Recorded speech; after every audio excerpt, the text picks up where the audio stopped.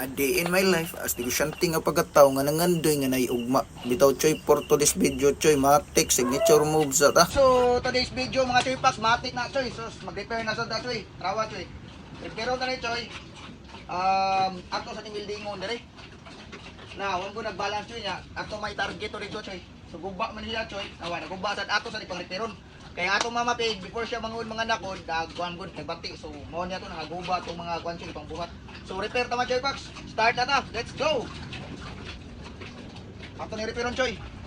After nato ana sa pag-repair Puro ana mga choy. choy packs matik ato na dayon ning welding mo diri mga choy packs kay para dili din sa buluhag aside sa gitna choy para ligon sa pulido sa dakong trabaho choy ato nang welding diha mga choy packs.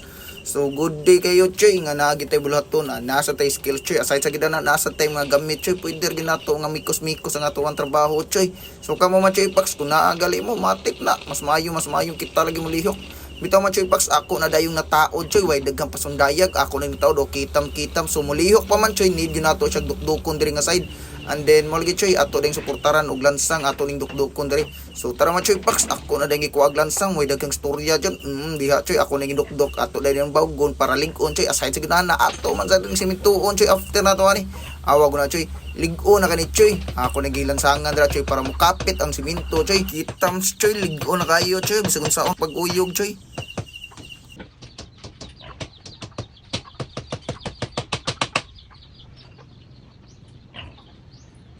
So simintuon na rin mga choy packs. Ato ni simintuon dali. After nato siminto choy ato So after na to mga choy packs matik choy ato na dayang gisiminto diha choy para mulig-on gid choy aside sa gitna choy pulido kay atong trabaho mga choy packs. Awa choy ato na dayang gisiminto choy nya.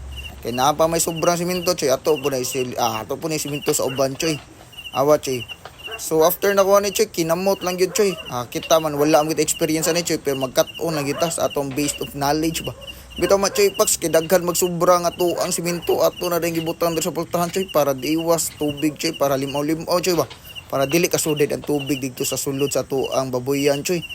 Awa choy nana sa mga choy packs. So after ni choy matik choy peace out.